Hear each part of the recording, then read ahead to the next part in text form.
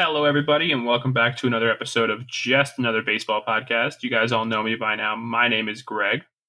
And I'm Jack. So we're just coming in to talk to you guys, give you a quick little update about what's been going on in the league, the big talking points that's been going on this season. This week, really. This week's been a very interesting week for the sport of baseball. So I think we're going to lead off with the Yermin Mercedes home run. For those of you who don't know, Yermin Mercedes is a catcher for the Chicago White Sox. The White Sox were blowing out the Minnesota Twins. It was 15-4.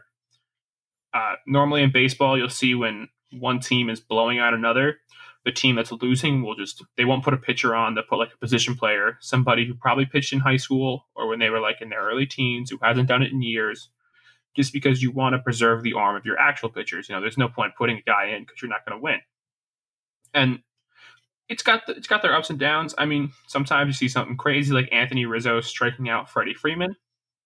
But a lot of the time, it's just these guys throwing, balls that are meant to be hit. But the whole unwritten rule with baseball is, do you hit these balls? Should you, as a hitter, when you go up to the plate and you're going to get balls that are going to be super easy to hit, is it right for you to hit them?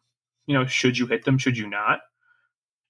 So this is what happened. It's 15-4, top of the ninth, 2 outs. Yermin Mercedes comes up, counts 3-0. He gets a pitch, boom, bombs it, home run. The Twins broadcasters were butthurt because they were like, "Oh, this is an unwritten rule. You don't swing 3-0. You don't swing for a home run in a blowout." And if you ask me, I mean, the Twins gave up. You put a position player on the mound. You put somebody in there who doesn't pitch, and you got butthurt when they gave up a hit. I don't know what you expected. You expect the Chicago White Sox to go, "Oh, the Twins gave up, so we should also give up"? Because you got to realize these players are playing for stats. We talk about baseball as a team game, but a lot of these guys who are coming near the end of their contracts, they got to make money. You got to feed your family somehow. And that extra home run or that extra base hit, that increase to your batting average, that might be, if you're going from 29 to 30 home runs, that might be $100,000 bonus. It might be something that can really gain you a lot of money. So can we blame these players for supporting their families? Jack, I want to hear your opinion on these unwritten rules. Yeah, absolutely. Well, this unwritten rule specifically doesn't really make a lot of sense to me. Whether it's a 3-0 count or a 0-0 count, it makes no difference. The quickest way that horrible, maybe not a horrible game, but the blowout is going to end is by players swinging the bat, flying out. You don't want this. You don't want to extend these at bats. The game is already over. Let them swing. They'll fly out. It's not a big deal. I think Tony LaRussa, especially just speaking out against his own players publicly, is a horrible look for the whole organization.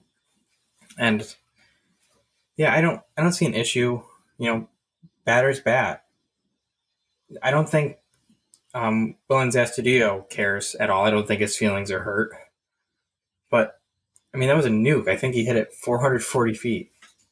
So I saw an Astudillo's interview afterwards. He was pretty butthurt. Was he? Yeah, because it's the whole unwritten rules. Unwritten rules are dumb. They're unwritten for a reason. You got to understand, your team gave up, and the opposing team took advantage of it. We see all the time, we say that defensive shifts are okay because the defense is taking advantage of where a position player hits, where they pull, and that's totally fine. But when you take advantage of a team that's giving up, that's not okay. These teams got to understand, you lost by a lot. You had a bad game.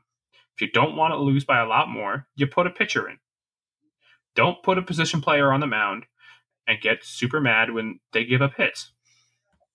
Yeah, I mean, it's just a single loss in the win-loss column. There's no room for the score of the game. A loss is a loss is a loss. It doesn't matter if you lose 10-1 or 2-1. Loss is a loss. Who cares how you get there? exactly. And like I was saying, these players are, their stats matter. At the end of the day, you got to make money.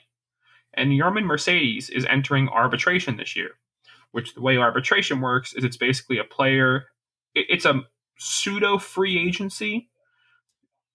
Your team gives you an offer of what they think you're worth. The player then can counteroffer with what they think they're worth. And then you can do this 3 times. You make offers and counteroffers. And then if you haven't met a common ground, then it goes to a team of lawyers. They look at stats and they kind of decide what that player should be paid. Right. It's whose ever offer is closer. Correct. So for Yermin Mercedes, I mean, is anybody really going to go, oh, he hit, X amount of home runs, but one of them was against a position player? No, a home run's a home run. This guy's got to show that he is good enough to hit these home runs, and he's deserving of this money. If you don't think he's deserving of this money because he hit this home run, I mean, he's got to feed his family. Yeah, I mean, this White Sox team has swagger written all over them. Tim Anderson, Luis Robert, Eloy Jimenez. There's so many of these players who just play with a exuberance of swagger. And then how did the White Sox complement that with a manager choice? By going with 100-year-old drunk driving Tony LaRussa. It's like, I couldn't think of a worse. Well, I'm sure you could, but I don't. Just of the style and the attitude of the team, I don't think LaRussa complements that. I don't think their last manager, Gardenhire, was bad at all, unless he might have been the Tigers manager. I think I'm wrong. I think so, yeah. I think I'm wrong. But I don't know why they went with LaRussa. I'm not a fan of unwritten rules. Apparently it's the first time in the major leagues in 20 years a player swung at a 3-0 pitch when his team had a lead of at least 10 home runs. It's been 557 pitches that were thrown in that time span. And, excuse me, again, Yermin Mercedes, he's got to make money. Well, it was the same situation last year when Tatis hit that 3-0 grand slam. Bauer came out and said if he ever gives up a 3-0 grand slam, he won't mind. But I don't know if he'll ever really be in a blowout situation where a grand slam won't drastically affect the outcome of the game. But just at the same point, you play to win the game. We've seen crazy comebacks. We've seen 10-run comebacks before. And a win is a win and a loss is a loss. And there's 162 games in the series. Just take it a day at a time. Yeah, I think everyone who's butthurt about it, you just got to think back and, sit back and think, what am I mad at? Am I mad that a team gave up? Another team is using that to help themselves? If you're so mad that happened, why'd that one team give up? You got to look at it like that way. How is it okay for one team to give up? And we all think that it should be, oh, this guy gave up. We're all going to bow down, accept the game's over. No, the game still has to be played. You still have innings to play. Should we tell these players, oh, no, it's okay, just strike out or just fly out and hurt your average, increase your strikeout count because they gave up? No. That's absurd to ask these people to do. So if a team gives up and another team continues to play hard, play for the win, why are we mad at the team that continued to play? Why are we not mad at the team that gave up? That's my biggest problem with this whole thing. Is that one team gave up, one team kept playing, and the problem is the team that kept playing. That's the best way I can word it to show how the unwritten rules are stupid. If they're so important to the game of baseball, why are they unwritten? If it's something that the game needs, that the game runs off of, write it down. Make it a rule. Don't make it this whole thing that should be done. You know, if it should be done, make it have to be done. That's the best way. I think there are some facets that are okay to let off the gas.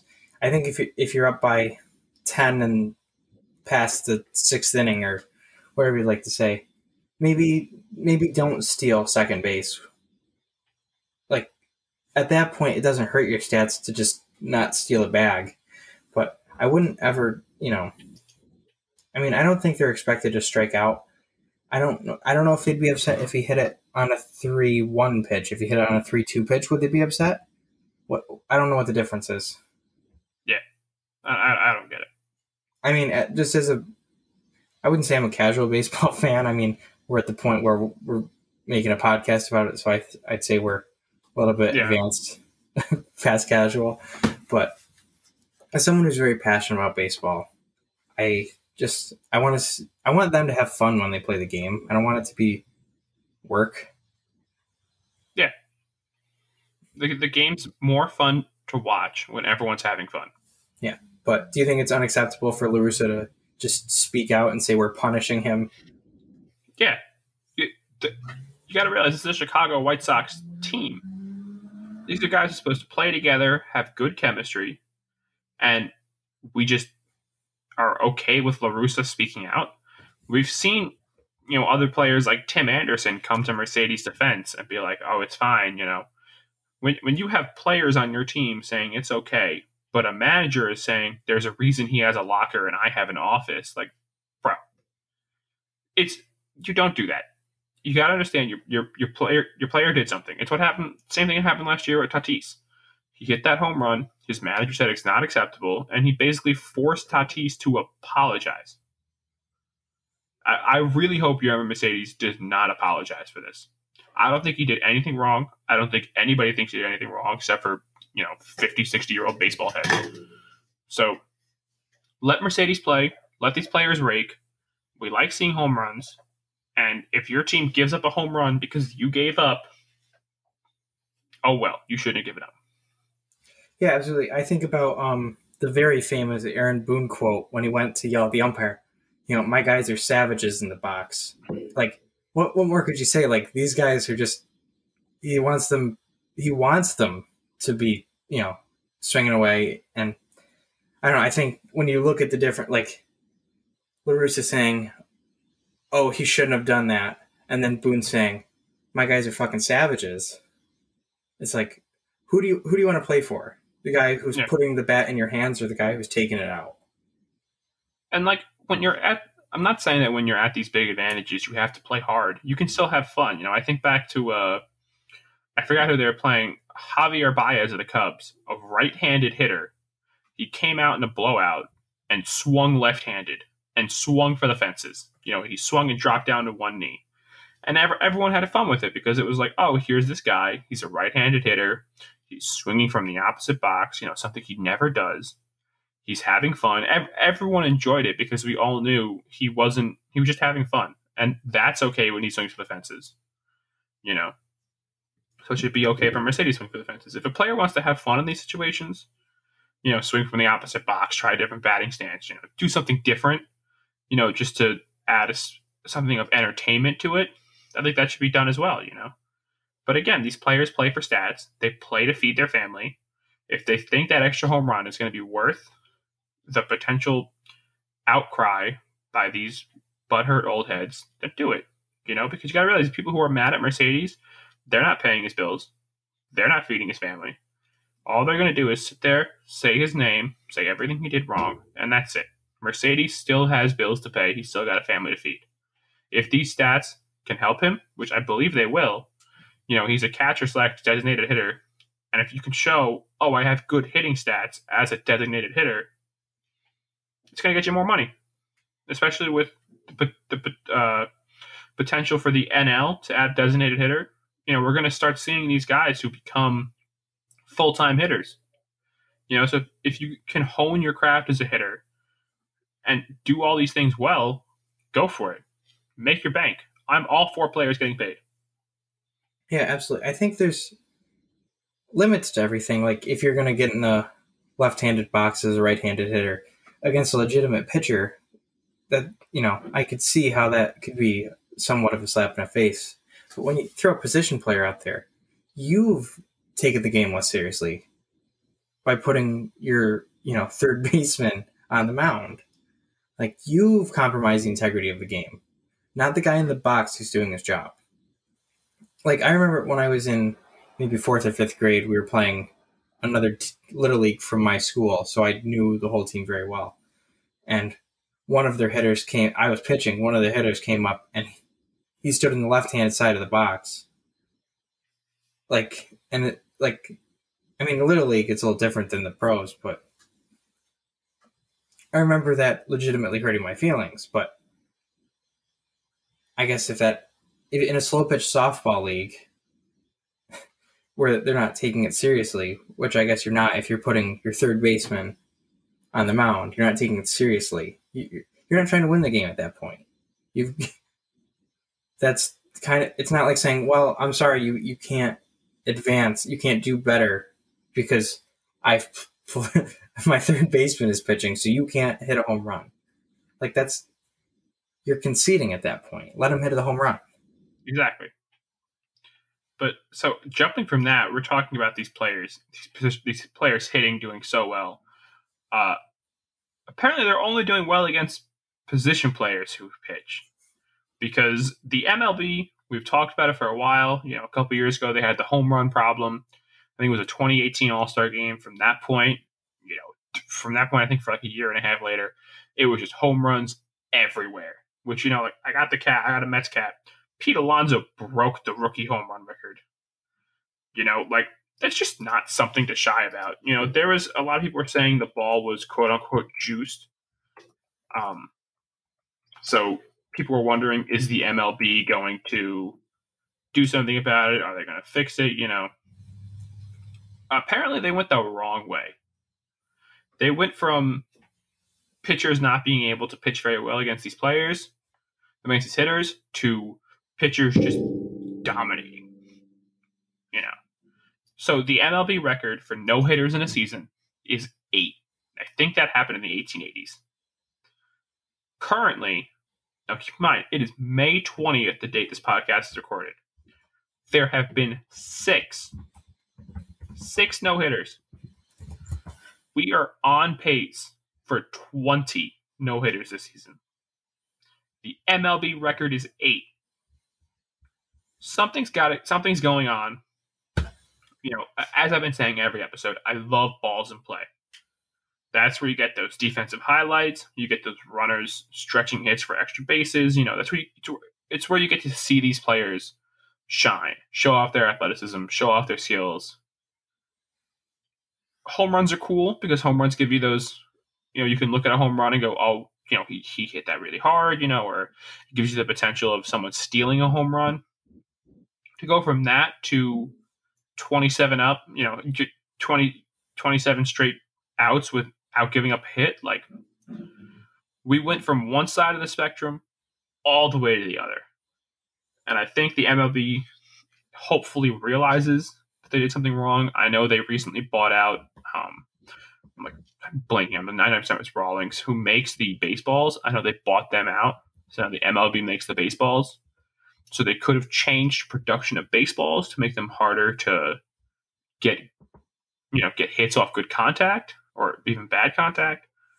But realistically, there's been way too many no-hitters this season. And I think it needs to be talked about. Yeah, absolutely. We've been seeing the league-wide batting average drop for years and years. Pretty much since the mid-90s, when the, league average was, 270, 271. Then, in the 2000s, it just, I think it's down in the 250s.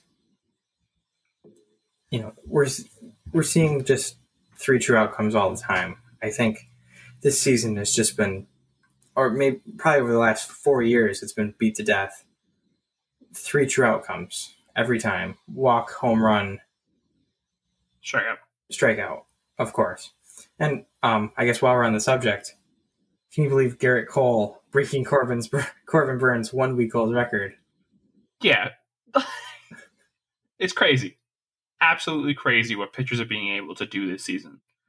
I think one thing I saw that was really, really, I was talking about how the MLB, now produces the baseballs and how I think they're doing something, they're overcompensating. Apparently, I'm not the only person who thinks the league is overcompensating. Pitcher for the Los Angeles Dodgers, Clayton Kershaw, also came out and said the league is overcompensating. So this isn't some, you're not something you hear from our podcast. This is something that is league-wide. Players are feeling this. And when you've got a pitcher who, again, like I've been saying, these players need to get stats to feed their family. When you've got a pitcher saying, pitchers are a little too good this season, it should alarm you. Why is this guy who could capitalize on this to have an even bigger contract, why is he saying it's bad and potentially hurting his stats, hurting himself in the future? When it gets to that point, that's the point you got to look at it and be like, what are we doing? What can the league do to fix it? I think there's a couple things to do. I do want to say, though, there have been 6 no-hitters this season. Teams that have been no-hit are the Cleveland Indians twice, the Seattle Mariners twice, and the Texas Rangers twice. So I just kind of find it kind of funny that throughout the 6 no-hitters this season, it's been 3 teams. So now elite pitchers are circling these teams on their schedule, hoping they can come out against them. But I think there's things the league needs to do. I think realistically, you should move the mound back. I think move it back like 8 to 12 inches. And a lot of people are going to say, oh, the mound's been where it is for years. It's an integral part of baseball. Pitchers have changed. It's interesting to me. Like, offense was too powerful, so we're going to change the ball. Now the pitching is too good, so we're going to move the mound.